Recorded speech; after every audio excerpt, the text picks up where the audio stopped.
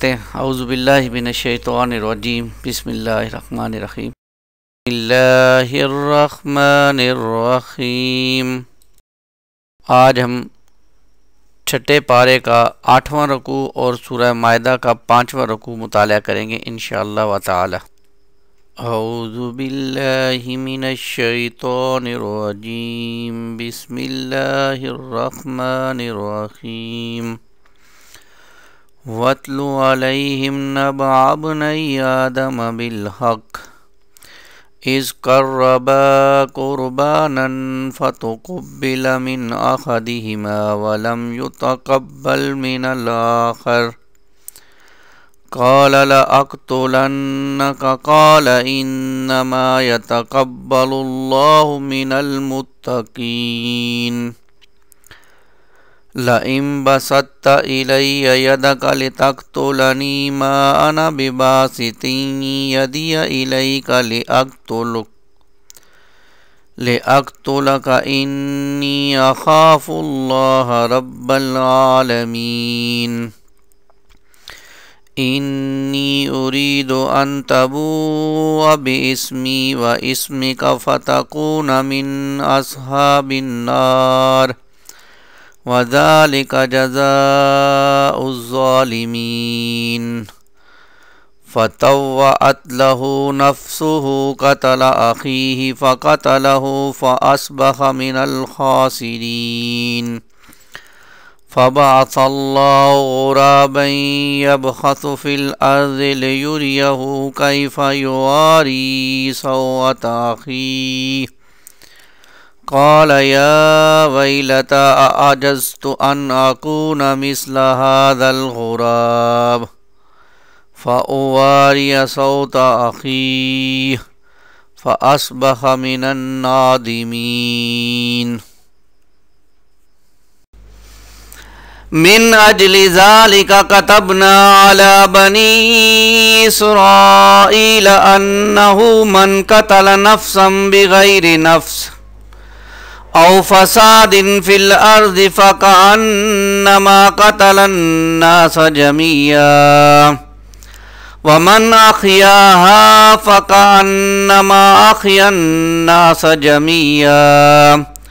वलक़द जाअतहुम रुसुलुना बिलबय्यिनाति सुम्मा इन्न कसीरम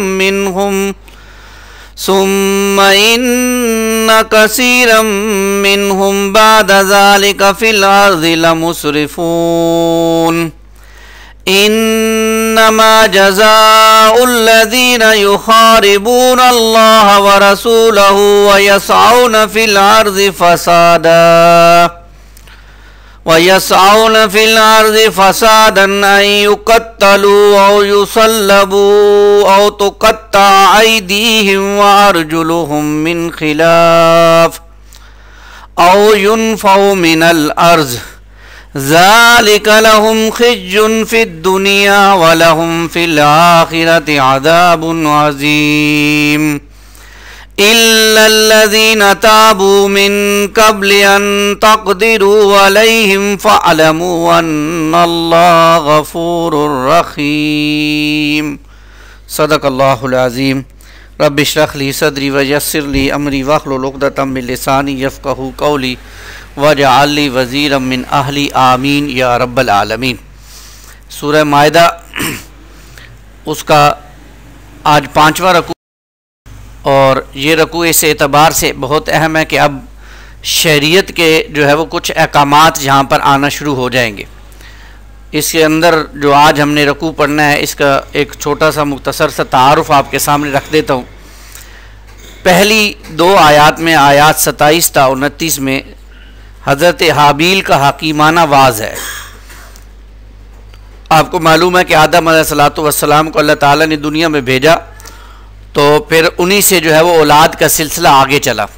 उनके 2 बेटे थे हाबील और काबील, उनका तज़किरा आ रहा है। तो हाबील ने वहाँ पर एक हकीमाना वाज कहा, हकीमाना बात कही, उसका तज़किरा है पहली आयात में। आयात 30 था 31 में तारीख़ इंसानी का पहला नाहक कत्ल जो हुआ उसका तज़किरा है। और आयत नंबर 32 में इंसानी जान की हुर्मत यानी हुर्मत जान के एतबार से अल्लाह ताला की तरफ से हदायत आ गई। आयात 33 था 34 में दहशतगर्दी की सज़ा, यानी वो लोग जो मुआशरे में दहशत फैलाते हैं, वो लोग जो मुआशरे को अमन को ख़राब करने की कोशिश करते हैं, उसकी सज़ा कुरान मजीद ने क्या बयान की है।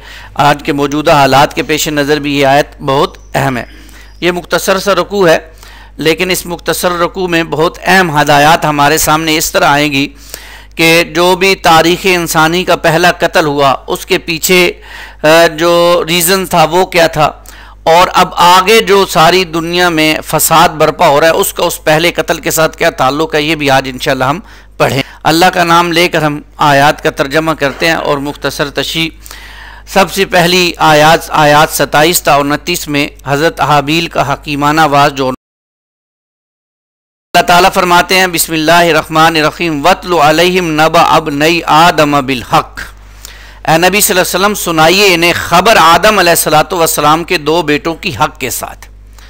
अब ये भी नबी करीम सल्लल्लाहु अलैहि वसल्लम की नबूवत की सदाकत थी कि आदम अलैहिस्सलातु वस्सलाम कितने पहले आए, पहले अल्लाह के रसूल और नबी जो दुनिया में तशरीफ़ लाए, और अल्लाह के रसूल कितने बाद में आए, लेकिन आप सल्लल्लाहु अलैहि वसल्लम उनके उन वाक़यात को सही सही बयान कर रहे हैं।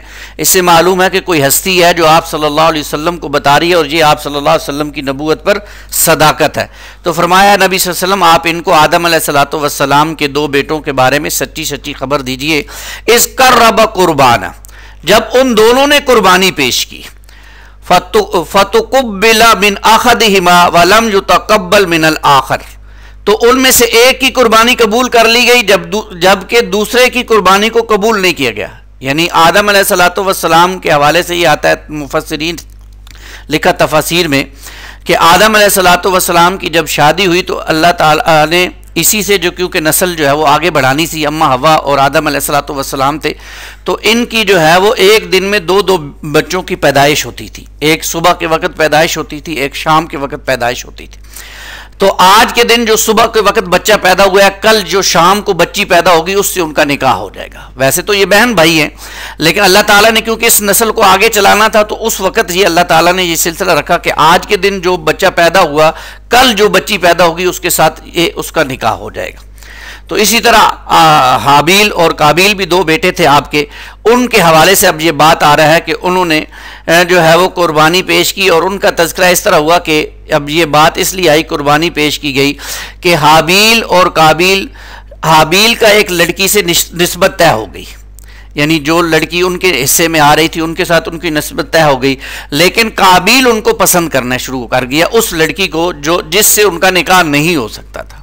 अब इस बुनियाद पर जो है वो उनका मामला क्या हुआ कि उनकी आपस में जो है वो भाइयों का मसला बन गया। तो अब उन्होंने कहा ठीक है अल्लाह की राह में कुर्बानी पेश करते हैं, जिसकी कुर्बानी को अल्लाह कबूल कर लेगा उससे जो है उसका मामला यह है कि वो उस बच्ची से शादी कर लेगा। तो अब क्या हुआ, फिर उन्होंने क्या किया कि दोनों ने अल्लाह के रास्ते में कुर्बानी पेश की। अल्लाह ने एक ही कुर्बानी को कबूल कर लिया, दूसरी को कबूल नहीं किया। अब इसमें यह बात भी हमारे सामने रहना चाहिए कि जो हाबील और काबील दो बेटे थे आदम अलैहिस्सलातु वस्सलाम के, उनमें से जो हाबील थे वो भेड़ बकरियां चराया करते थे और काबील जो थे वो काश्तकार थे और जो है वो किसान थे, और उन दोनों ने अल्लाह के हुजूर जो है वो कुर्बानी पेश की। अल्लाह ने कुर्बानी हाबील की जो है वो कबूल की। क्यों? हाबील असल में नेक सीरत इंसान थे और उन्होंने अच्छी और पाकीज़ा चीज़ों की अल्लाह के सामने कुर्बानी पेश की। चुनांचे अल्लाह ताला ने अच्छी और पाकीज़ा चीज़ों की कुर्बानी को कबूल कर लिया। उस वक़्त होता यह था कि जो भी कुर्बानी होती थी, सामान वगैरह जो भी करना है वो ला कर रख देते थे मैदान में, और आसमान से एक आग आती थी जिसकी कुर्बानी को वो चक के ले जाती थी, उसकी कुर्बानी कबूल होती थी। जिसकी पड़ी रहती थी उससे मालूम हो जाता था कि कुर्बानी कबूल नहीं हुई है। तो हाबील क्योंकि नेक सीरत इंसान थे, अच्छी पाकीज़ा चीज़ों को अल्लाह के रास्ते में कुर्बान किया तो कुर्बान कबूल हो गई। काबील असल में बेइंसाफ और अच्छे किरदार के मालिक न थे और उन्होंने क्या किया, रद्दी और नाकारा चीज़ों की कुर्बानी पेश कर दी। चुनांचे अल्लाह ताला ने काबील की कुर्बानी कबूल नहीं की। हाबील की कबूल इसलिए की कि उन्होंने अच्छी चीज़ें पेश की, काबिल की इसलिए की कि उन्होंने जो है वो रद्दी। यही आज कुर्बानी का फ़लसफ़ा है ना। जब हम कुर्बानी करते हैं कुर्बानी के महीने में, तो उसमें यही होता है कि इंसान अच्छी चीज़, अच्छी गाय बैल और अच्छा जो है वो बकरा अल्लाह के रास्ते में जो है वो तकसीम करे। ऐसा जो कान कटा हो, जो अंधा हो, जो लंगड़ा हो, ऐसी जानवर की कुर्बानी आज भी नहीं होती। तो ऐसा मामला, तो काबिल की कुर्बानी मरदूद हो गई और इसका उसको तैश आया, और ये तैश आहिस्ता आहिस्ता इंतकाम में बदल गया और उसने अल-ऐलान अपने भाई को धमकी दे दी। और धमकी उन्होंने दे दी और कहने लगे काला लअक़्तुलन्नका, काबिल ने कहा कि मैं जरूर कत्ल कर दूंगा तुझे, यानी अपने भाई को कह दिया कि अब मैं तुम्हें कत्ल कर दूंगा। पहले तो मामला ये था कि चले कोई नहीं, अब तो कुर्बानी भी तेरी कबूल हो गई, अब तो मामला ये होगा कि मेरा तो बिल्कुल सामने आ गया ना मामला, एक बंदा, अब जो है मैं जो है तुम्हें जो है वो कत्ल कर दूंगा। और काल इन्नमा यतक़ब्बलुल्लाहु मिनल मुत्तक़ीन। अब हाबील ने बड़े प्यारे अल्फाज कहे। हाबील ने कहा कि बेशक कबूल फरमाता है अल्लाह मुत्तक़ियों की तरफ से, अल्लाह मुत्तकी लोगों को कबूल करता है। झगड़ा नहीं किया उनसे, झगड़े का कोई फायदा नहीं था। बड़ी प्यारी बात की कि है भाईजान आप में इसमें मेरा क्या कसूर है, यानी अल्लाह ताला का कायदा है कि वो सिर्फ मुत्तकी लोगों की कुर्बानी कबूल करता है। अगर अल्लाह ने मेरी कुर्बानी कबूल कर ली है, आपकी नहीं की है, तो होना तो ये चाहिए था कि आप अपने अंदर झांकते और अपनी उस कुर्बानी को सही करने की कोशिश करते। लेकिन क्या उन्होंने क्या किया? नहीं, उन्होंने कहा नहीं, मैं क्योंकि तेरी वजह से नहीं हुई मेरी कुर्बानी कबूल, इसलिए मैं तुझे जो है वो कत्ल कर दूंगा। अब जरा अंदाजा कीजिए, ये असल में आज हमारे मुआशरे का भी अलमिया है। क्या अलमिया है कि जब हमारे अंदर गलतियां हर इंसान के अंदर खामियां खूबियां का मामला होता है, तो जब हमें कोई अपनी खामी की तरफ तवज्जो दिलाता है तो उल्टा हम उस खामी पर तवज्जो करने की, हम उसकी खामियों को तलाश करना शुरू कर देते हैं। यह खतरनाक रवैया है। रवैया अच्छा और पसंदीदा यह है कि किसी ने आपकी तवज्जो दिला दी कि भाई आप इस तरफ तवज्जो करें, ये आपके अंदर खामी है, इसकी वजह से आपके किरदार पे मुस्बत असरात नहीं पड़ रहे, तो हमें उसकी तरफ तवज्जो करनी चाहिए। लेकिन हमारा मामला क्या होता है, हम उल्टा शुरू कर देते हैं और जो है वो फिर अपने रिश्तेदारों में, दोस्तों में और हर एक की खामियों को तलाश करते हैं कि वक्त आने पर इसको बदनाम किया जा सके। ये असल में मुनासिब तर्ज अमल नहीं है। इस जगह पर असल में अल्लाह ताला ने एक बड़ी पुरहिकमत बात और एक बड़ा अहम असूल बयान कर दिया। वो क्या है? देखिए कि आमाल और इबादात की कबूलियत तकवा और अल्लाह ताला के खौफ पर मौकूफ है। जिसमें तकवा नहीं उसका अमल मकबूल नहीं है। जैसे हाबील ने अंदर तकवा था, नेक सीरत था, अच्छी चीज पेश की, अल्लाह ताला ने कबूल कर लिया। काबिल के अंदर तकवा नहीं था, रिया थी, दिखावा था, अल्लाह ताला ने उसको कबूल नहीं की। तो मालूम हुआ अल्लाह ताला ने हिकमत भरी बात ये बयान कर दी कि आमाल और इबादात की कबूलियत तकवा पर और अल्लाह ताला के खौफ पर मबनी है। अगर ये नहीं है बड़े बड़े आमाल कर दिए हैं और उसमें रिया है, धोखा है, फरेब है, तो इंसान अल्लाह को तो फरेब नहीं दे सकता। दुनिया में तो चाहे दे दे इंसानों को, लेकिन अल्लाह को नहीं दे सकता। तो इसलिए आमाल और इबादात की कबूलियत के लिए जरूरी है कि इंसान अल्लाह का तकवा और अल्लाह का खौफ अपने अंदर पैदा करने की कोशिश दूसरी अहम बात और रहनुमाई हमारे सामने ये आती है कि वो लोग जो नफाज़े शरीयत के लिए जद्दोजहद कर रहे हैं, मेहनत कर रहे हैं, उनको भी चाहिए कि अपनी ज़ात में मुत्तकी बने, यानी अल्लाह की नाफरमानियों से बचने वाले हों। अगर ऐसे लोग नहीं होंगे तो ज़ाहिर बात है कि मुआशरे में भी कोई उनका आमाल का असर नहीं पड़ेगा। फिर अतामुरून अन्नास बिलबिर व तंसौना अनफुसकुम व अंतुम ततलून अल किताब वाली बात हो जाएगी कि लोगों तो भली बातें कहते हैं, अपने आप को उससे मारवा समझते।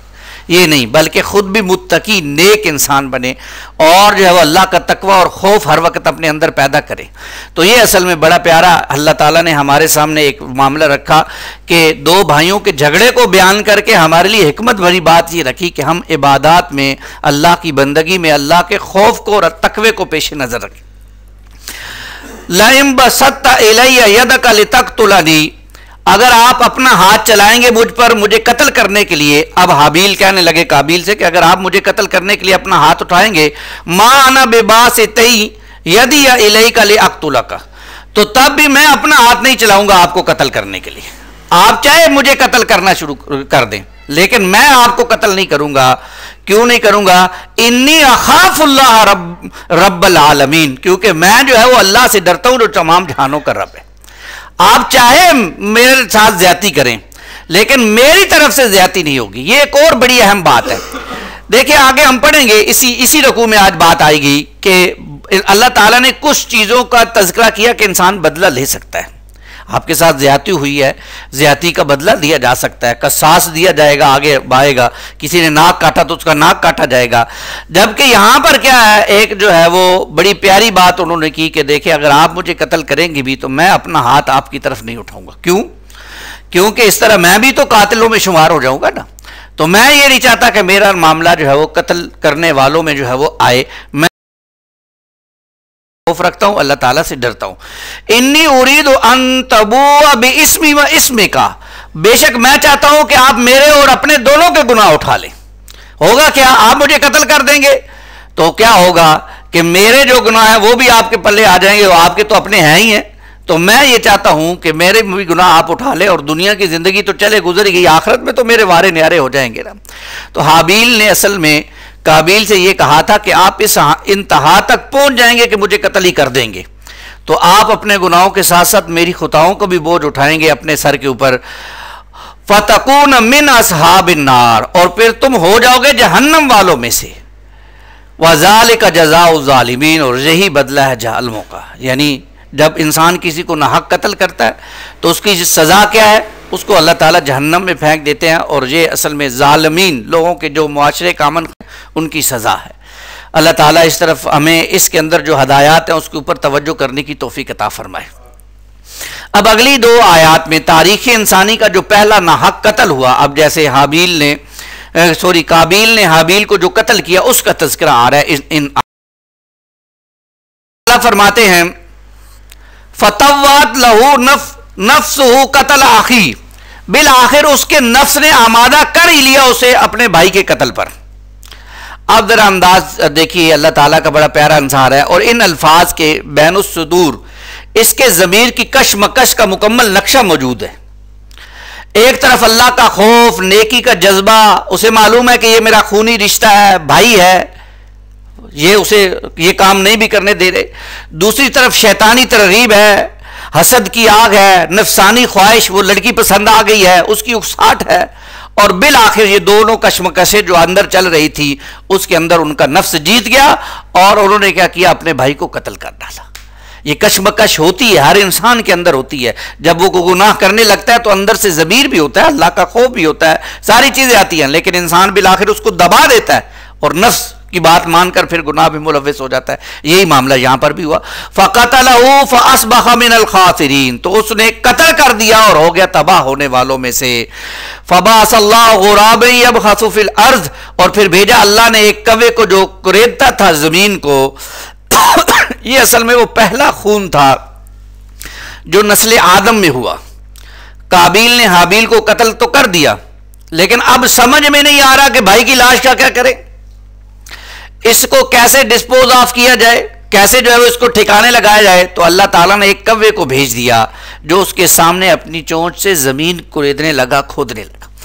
इससे यह भी मालूम हुआ कि ये आदम अलैहिस्सलातु वस्सलाम की जो उम्मत थी उसमें पहला इंसान मरा था, क्योंकि अगर इससे पहले कोई मरा होता और आदम अलैहिस्सलातु वस्सलाम ने उसको दफनाया होता तो काबिल के सामने लाजमन ये बात होती, लेकिन उसके सामने ये बात नहीं थी। इससे ये भी मालूम हुआ कि ये पहला ही इंसान था जो मरा और वो नाहक कत्ल हुआ।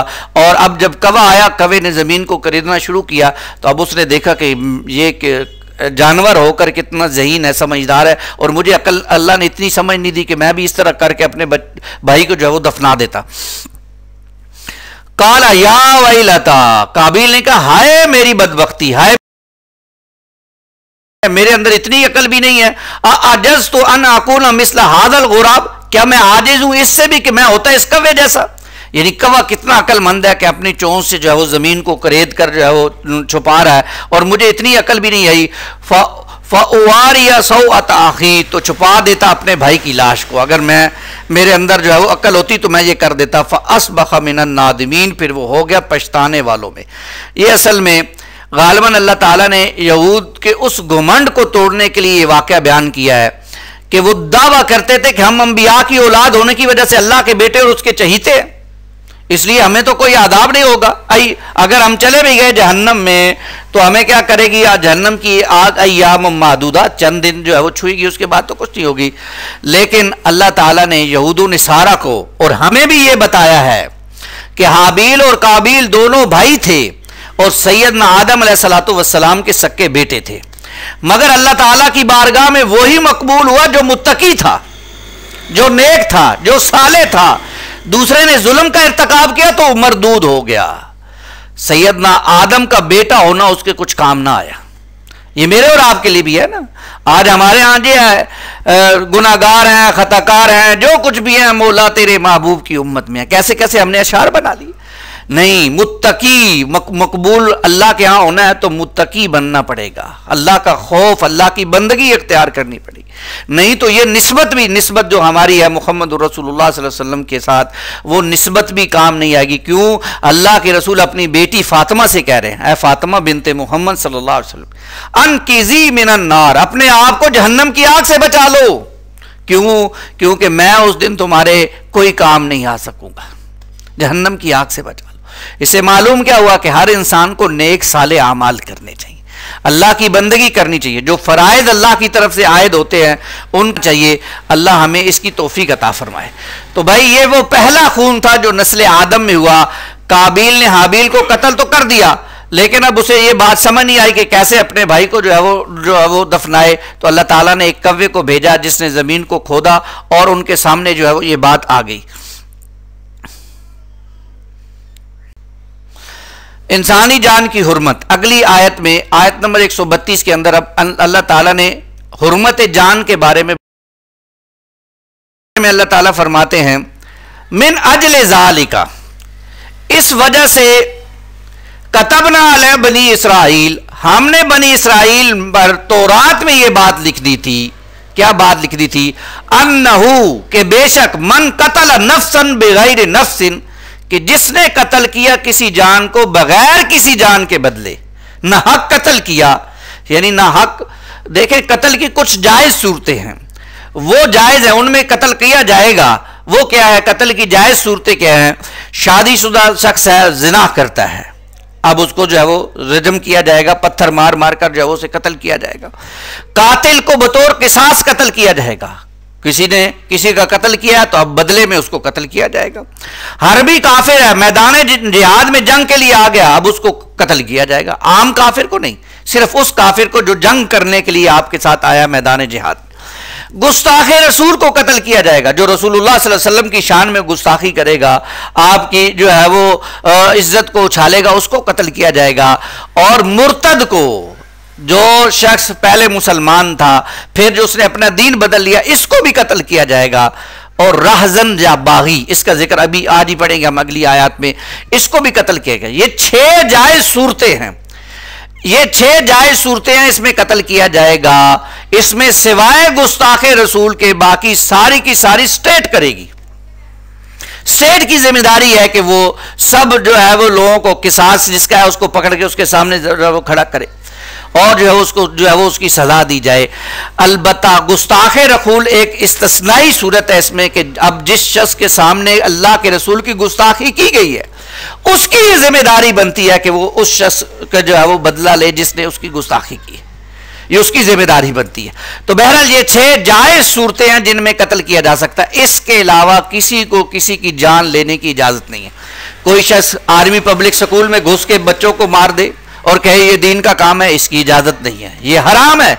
कोई यूनिवर्सिटी में घुसकर जो है वो मासूम बच्चों को बम से उड़ा दे, कहे कि जी ये मैं नेकी कर रहा हूं, दीन का काम कर रहा हूं, नहीं, ये भी जायज नहीं। कोई शख्स बाजार में चला जाए, मस्जिद में चला जाए, ये कोई नहीं। जान किसी की बगैर किसी जान लेना ये बहुत कबीरा गुनाह है, इससे बचने की कोशिश करना। इसलिए फरमाया अन्नहु मन कतल नफ्सम बिगैर नफ्स, जिसने कत्ल किया किसी जान को बगैर किसी जान के बदले, औ फसादन फिल अर्द, या बगैर जमीन में फसाद फैलाने के जुर्म की सजा के, तो फकअन्नमा कतलन नास जमिया, तो गोया उसने कत्ल किया इंसानों में सबको उसने कत्ल कर दिया, पूरी इंसानियत में। असल में अमन सुकून तबाह बर्बाद हो गया ना। आज ये बातें मेरे और आपके लिए समझना मुश्किल नहीं है। आज जो है वो इंसान की जो है वो कत्ल करना तो मशगला बन गया लोगों का, यानी किसी के जान की अहमियत ही नहीं है किसी की आंखों में। जरा जरा सी बात पर पिस्तौल उठाकर ले आते। कल अभी मैं अखबार में पढ़ रहा था कि वरासत के मसले पर बेटे ने मां को गोलियां उड़ा दिया, मां को, अपनी सकी मां को गोलियां मार दी, भाई को मार दिया, बाप को मार दिया। ये आज मुआशरे में मैं और आप सुनते रहते हैं। ये क्या है? ये बहुत बड़ा गुनाह है। अल्लाह के रसूल ने फरमाया अल कातिल वल मकतूल फिन्नार, ये कातिल जो है वो ये जहन्नमी है और मकतूल भी, यानी दो शख्स लड़ने आ गए मुसलमान आपस में, एक दूसरे को कत्ल करने के लिए आ गए, तो दोनों जहन्नमी हैं। क्यों? कि दोनों एक दूसरे को मारने के दर पे है ना, एक का वार चल गया, एक मर गया, दूसरा बच गया। तो इससे बचना, लोगों की जानों की हिफाजत, ये हमारे दीन का हिस्सा है। अब यह भी जरा तय कीजिए कि अल्लाह ताला ने यह तय कर दिया कि जिसने किसी एक जान को किसी जान के बदले में या जमीन में फसाद की सजा के बगैर ना हक कत्ल किया, एक तो फसाद की सजा आगे आ रही है ना, उसका कत्ल बनता है, राहजन या बागी या दहशतगर्द। लेकिन इसके अलावा अगर किसी ने कत्ल किया तो उसने गोया पूरी इंसानियत को कत्ल किया।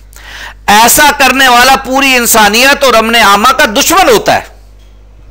दूसरे लोग भी उसे ये जुर्म करते देखकर उस पर दलेर हो जाते हैं। इसलिए ऐसे लोगों को जिंदा रहने का कोई हक नहीं है। बदकिस्मती से आज मुसलमानों में भी कत्ले ना हक का जुर्म बहुत आम हो गया है। अल्लाह ताला हमारी हिफाजत फरमाए। हम अपने जो है वो हथियारों से अपने ही भाइयों को जो है वो खून, चाहे वो आर्मी है चाहे वो दूसरे हैं तो मुसलमान ना जी।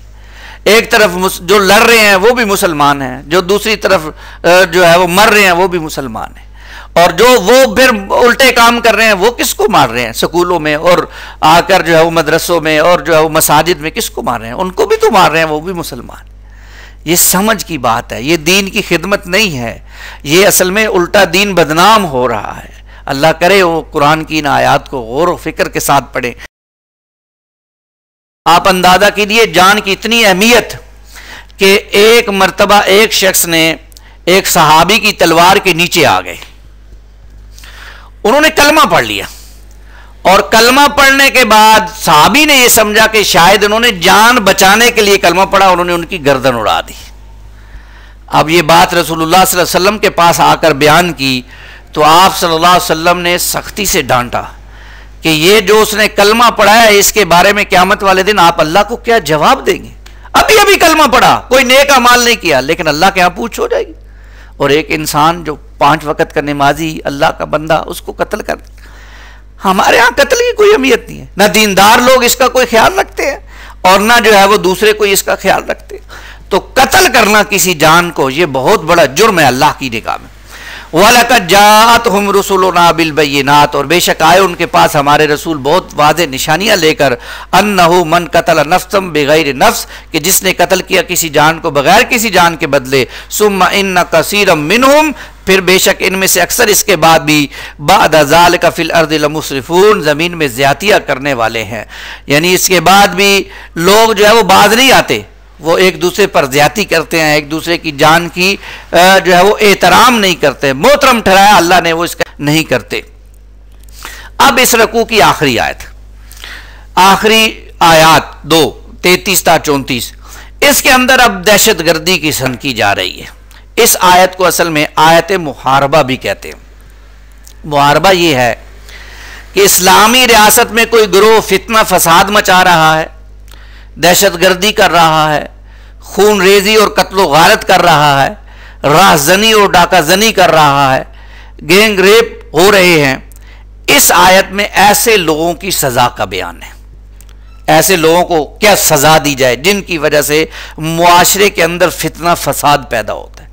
देखिए हमारा दीन बहुत प्यारा दीन है, इन्न दीन युस्रुन, बहुत आसान, लेकिन जहां पर अल्लाह के अहकामात को तोड़ने की वजह से मुआशरे का अमन खराब हो जाए, वहां पर फिर सख्त सजाएं भी अल्लाह ताला ने मुतय्यन की है। और ये असल में ये भी बात जरा नोट कीजिए कि ये बात कहां की हो रही है? ये बात हो रही है इस्लामी रियासत की बात हो रही है, जहां इस्लामी कानून नाफिज हो, जहां इस्लाम का पूरा निजाम कायम हो। वरना अगर निजाम ऐसा हो कि झूठी गवाहियां देने वाले खुलेआम सौदे कर रहे हैं, ईमान फरोश मौजूद है, जजों को खरीदा जा सकता है और ऐसे निज़ाम के तहत शरी कवानीन का निफाज कर दिया जाए तो फिर इससे जो नताइज निकलेंगे उनसे शरीयत उल्टा बदनाम ही होगी। अब ज़ाहिर बात है, कोई ऐसा वह हमा शुमा जो होगा उसको तो जो है वो शरीयत की सजा पे दी जाएगी, जो बड़ा होगा वो बच जाएगा, उसके ऊपर तो कोई सजा नहीं आएगी। तो असलन यह है कि वो इस्लामी रियासत पूरे इस्लामी कवानीन के साथ गालिब हो, तो फिर ये सजा इसकी कोई अहमियत है। अगर वो नहीं है, उसके नीचे इन्नमा जज़ाउल्लज़ीना युहारिबून अल्लाह व रसूलहू, यही सजा है उन लोगों की जो लड़ाई करते हैं अल्लाह और उसके रसूल से सल्लल्लाहु अलैहि वसल्लम। यानी क्या लड़ाई करते हैं? वो इस्लामी रियासत का जो, जिसको आज हम अपनी जबान में रिट कहते हैं, उसको चैलेंज करते हैं। वयसअउन फिल अर्ज़ि फसादन, और जमीन में फसाद फैलाते फिरते हैं। ये भी बात जरा नोट कीजिए कि अल्लाह ताला की मर्जी यह है कि उसके रसूल सल्लल्लाहु अलैहि वसल्लम को जो दुनिया में भेजा उसका मकसद ये था कि जमीन में एक आदलाना निज़ाम कायम हो, एक आदलाना निज़ाम जिसमें हर इंसान को उसका हक मिले। ऐसा निज़ाम जब किसी सरजमीन में कायम हो जाए तो उसको खराब करने की कोशिश करना, ख्वाह वो छोटे पैमाने पर हो, कत्लो गारत हो, राहजनी हो, डकैती की हद तक हो, या बड़े पैमाने पर उस आदलाना निज़ाम को उल्टने और उसकी जगह कोई फासिद निज़ाम कर देने के लिए हो, दरअसल वो अल्लाह ताला और उसके रसूल सल्लल्लाहु अलैहि वसल्लम के खिलाफ जंग है इस्लामी रियासत के तहत। तो फरमाया वयसअउन फिल अर्ज़ि फसादन, और ज़मीन में फसाद फैलाते फिरते हैं। अन युक़त्तलू, ये है कि उन्हें बुरी तरह कत्ल किया जाए। उनकी पहली सज़ा ये है युक़त्तलू, टुकड़े टुकड़े कर दिया जाए ऐसे लोगों को। दूसरी सज़ा आओ युसल्लबू, या उन्हें सलीब पर लटका दिया जाए, फांसी दे दी जाए।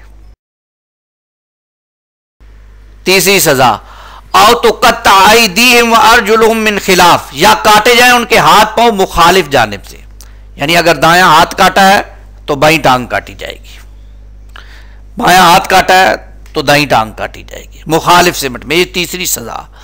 और चौथी सजा आओ युनफौ मिनल अर्ज, या उन्हें जमीन से मुल्क बदर कर दिया जाए, तो तुम इस सरजमीन में नहीं रह सकते। ये चार सजाएं हैं उन लोगों की जो जमीन में फसाद फैलाते हैं, जमीन में जो है वो। ज़ालिका लहुम खिज़्युन फिद दुनिया, ये उनके लिए रुसवाई है दुनिया में भी, व लहुम फिल आखिरत अज़ाबुन अज़ीम, और उनके लिए आखिरत में बड़ा अज़ाब है। ये तो दुनिया की सजा है, अगर तौबा नहीं करेंगे तो आखिरत की सजा भी भुगतनी पड़ेगी, आखिरत का बड़ा दर्दनाक अज़ाब। ये असल, अब थोड़ी सी बातें समझ लीजिए। शरई सजाओं की असल में तीन किस्में हैं, इनको समझना बहुत ज़रूरी है। दुनिया के आम कवानीन, जैसे आज हमारे यहाँ मुरव्वजा कवानीन है, उनके अंदर जराइम की तमाम सजाओं को मुतल्लकन ताज़ीरात का नाम दिया जाता है, ख्वाह वो किसी जुर्म से मुतल्लिक हो। मसलन ताज़ीरात हिंद भी आज हमारे यहाँ लफ्ज़ बोला जाता है, ताज़ीरात पाकिस्तान दफ़ा फलां के तहत फलां को सजा हुई, ऐसे अदालतों में आपने देखा होगा, ये होता है। जबकि इस्लाम का मामला ऐसा नहीं है। इस्लाम में मुख्तलिफ जराइम के लिए मुख्तलिफ सजाएं हैं। जैसे एक सजा है हदूद, हद की जमा है हदूद, इसको कहते हैं। दूसरी सजा है कसास, और तीसरी सजा है ताज़ीरात। ये तीन किस्म की सजाएं हैं इस्लाम के अंदर जो होती। अब ये हदूद क्या किसे कहते हैं? वो सजाएं जिनमें अल्लाह के हक को गालिब करार दिया गया हो, उनकी सजा को हद कहा जाता है, और जिसकी जमा हदूद है, जिसमें अल्लाह का हक गालिब था, अब किसी ने उस हक को तोड़ दिया, अब उस पर हद लगेगी, अब जो है वो उस हद लगेगी। ये एक सजा है इस्लाम में। दूसरी है कसास, वो सजाएं जिनमें आज़रूए शरा हक़ुल अब्द, यानी बंदे के हक को गालिब करार दिया गया हो, इनकी सजा को कसास कहते हैं। कसास कहते हैं, जैसे कि बंदे का हक है ना कि उसकी नाक कान हर चीज की हिफाजत की जाए, किसी ने किसी की आंख फोड़ दी, अब क्या उसके बदले में उसकी आंख फोड़ी जाएगी, ये कसास है। किसी ने किसी को थप्पड़ लगाया, उसके बदले में उसको थप्पड़ लगेगा। किसी ने किसी का कान काटा, उसका कान, अगले रकू में ज्यादा तफसील से बात आएगी। तीसरी सजाएं हैं ताज़ीरात। ये वो सजाएं हैं या ऐसे जराइम पर ये सजाएं हैं जिनकी सजा कुरान और सुन्नत ने मुतय्यन नहीं की, बल्कि हुक्काम की स्वाबदीद पर रखा है। जो भी हाकिम है, अमीर है, जो भी काजी है, उसकी स्वाबदीद पर है। इन सजाओं को शरई इस्तिलाह में ताज़ीरात कहा जाता है। ये असल 3 सजाएं, हदूद, कसास और ताजीरात। अब ये जो सजा अभी बयान हुई है ये हद थी, जमीन में फसाद मचाना, ये असलन अल्लाह पूरी जमीन का मालिक और खालिक है ना, अल्लाह की जमीन में अमन को खराब करना, ये अल्लाह के हक को खराब करना, इसलिए उसके ऊपर हद लगेगी। और वो हद क्या है? उसके बाजू को या तो काट दिया जाए, या उसके टुकड़े टुकड़े कर दिए जाए, या उसको सूली चढ़ा दिया जाए, या उसको मुल्क बदर कर दिया। ये 4 सजाएं, नरमी नहीं होगी इसमें, इसलिए बड़े प्यारी हदायत आ रही है। ताजीरी सजाएं हालत के मातहत हल्की सी हल्की भी की जा सकती है, काजी चाहे तो थोड़ी सी जुर्माना करके छोड़ दे, 2-4 कोड़े लगवा के छोड़ दे, और सख्त से सख्त भी हो सकती है। काजी चाहता है कि नहीं ये ऐसी बात है कि इस पर सख्त सजा दी जाए ताकि बाकी लोग भी इबरत हासिल करें, तो सख्त भी दे सकते, और काजी माफ भी कर सकता है। ये ताजीरात हैं जो इनमें माफी हो सकती है। हदूद में किसी हाकिम अमीर को अदना तगय्युर और तबद्दुल या कमी बेशी की इजाजत नहीं है, चाहे हाकिम है, चाहे अमीर है, चाहे काजी है, चाहे सदर है, चाहे सदर का बाप है, किसी को भी हद के अंदर कोई जो है वो तब्दीली करने की इजाजत नहीं है। किसी ने कत्ल किया है तो अब किसास उसका दिया जाएगा, ये नहीं है कि अब सदर साहब उसको माफ कर देंगे, रहम की अपील कर दो, नहीं। ना ही जमान और मकान के बदलने का उन पर कोई असर पड़ेगा, वक्त बदल गया, जगह बदल गई, नहीं, कोई असर नहीं, हद लगेगी। ना ही किसी अमीर और हाकिम को उसको माफ करने का हक है, ये हदूद है। और इस्लाम में हदूद सिर्फ 6 हैं: डाका, चोरी, जिना, तोहमत जिना, मुर्तद की सजा और शराबखोरी। जी, इनके ऊपर हद लगेगी।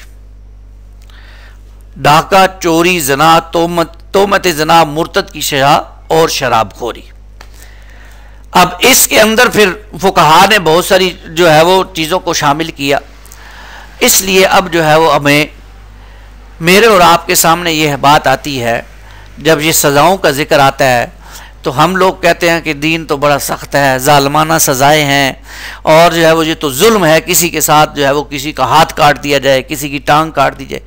असल में होता क्या है, जालिमों से लोगों को जो है वो बड़ी हमदर्दी हो जाती है जब उनको सजा दी जाती है, लेकिन लोग ये नहीं देखते कि उन्होंने कितने जुल्म किए, उन्होंने कितने घरों को तबाह किया, कितना अमन खराब किया, ये नहीं देखते। इसलिए अल्लाह ने कहा कि ये लाजमन करो। इसलिए जब वहां पर सूरह नूर में सजा बयान की गई, गैर शादीशुदा अगर कोई मर्द या औरत जो वो जिना करते हैं तो उनको 100 कोड़े लगाने की सजा है। तो वहां साथ ये बात भी लिखी हुई अल्लाह ताला ने कुरान मजीद में कि इसको मजमे के सामने जो है वो सजा दी जाए। क्यों? ताकि लोग इबरत हासिल करें। तो हद जो है वो ये मजमे के सामने लगाई जाए ताकि लोगों को इबरत हो, लोग जो है वो बचे, इस काम से बचे। अल्लाह ताला मुझे और आपको इन सारी सज़ाओं की हिकमत समझने की तौफीक अता फरमाए, और जो है वो हमें जो है वो कुरान मजीद की को समझ कर कुरान मजीद के इल्लल्लज़ीना ताबू, हाँ सवाए उनके जो तौबा कर ले मिन कब्ल अन तक़दिरू अलैहिम, इससे पहले कि उन पर काबू पाया जाए। पकड़े जाने से पहले तौबा कर ले तो बचत है, लेकिन पकड़े गए तो अब कहेंगे हम तौबा करते हैं, फिर सजा लगेगी, फिर हद नाफिज होगी। किसी शख्स ने ज़ना किया है, पकड़ा नहीं जा रहा, अल्लाह से तौबा करे, इस्तग़फ़ार करे, अल्लाह उसको माफ कर दे। लेकिन अब पकड़ा गया इस्लामी रियासत में और उस पर सारी गवाहियां कायम हो गई हैं, अब जनाब उसको सजा मिलेगी, अब वो रजम होगा। ये नहीं है कि अब वो कह दी मैं तौबा करता हूं आइंदा नहीं करूंगा, नहीं नहीं भाई, अब सजा मिलेगी। हाँ, तौबा करने से आखिरत की सजा से बच जाएगा। तो फरमाया इल्लल्लज़ीना ताबू, सवाए उनके जो तौबा करे। देखे कुरान ने हर चीज को खोल के बयान कर दिया ताकि कोई शक व शुबा ना रहे, रोशन ख्यालों के भी कान खुल जाए कि कुरान क्या कहता है, और आम लोगों को पता चल जाए कि कुरान क्या कहता है। मिन कब्ल अन तक़दिरू अलैहिम, इससे पहले कि तुम काबू पाओ उन पर, तो पकड़े जाने से पहले ऐसे लोग तौबा कर लें तो उनके लिए रहत की गुंजाइश है, लेकिन जब पकड़ लिए जाएंगे तो तौबा का दरवाज़ा बंद हो जाएगा। फ़अलमू अन्नल्लाह गफ़ूरुर रहीम, तो जान लो कि अल्लाह बहुत बख्शने वाला, हमेशा रहम फरमाने वाला है। अल्लाह ताला हमें अपनी रहमत के साए में जगह अता फरमाए, और अल्लाह ताला हमें इन गुनाहों से बचने की तौफीक अता फरमाए। ये असल में रकू, अब इससे आगे जो रकू, अब आहिस्ता आहिस्ता शरीयत की बात अब शुरू हो गई है, सज़ाओं की बात अभी आ रही है, फिर आगे शरीयत को कायम करने की बात आएगी, और जो लोग वो काम नहीं करेंगे उनकी हवाले से अल्लाह के फतावा का तज़किरा होगा अगले रकूओं में। तो अब ज़रा सूरह मायदा का जो अमूद ऐसे चल रहा था, अब जो है वो ऐसे शुरू हो गया। यानी पहले हमने देखा कि सूरह मायदा के अंदर अल्लाह ताला ने जो है वो हमें जो है वो कुछ असूली बातें बताई, कुछ अहकामात आए जो हमने पढ़े, फिर वुज़ू के हवाले से तज़किरा आया, फिर अब हुर्मत जान के हवाले से एक बात आई। अब इसी तरह आगे जो है वो शरीयत की बात जो है वो हम पढ़ेंगे। अल्लाह ताला से दुआ है कि अल्लाह ताला हमें कुरान मजीद को समझ कर उस पर अमल करने की तौफीक अता फ़रमाए। आमीन या रब्बल आलमीन।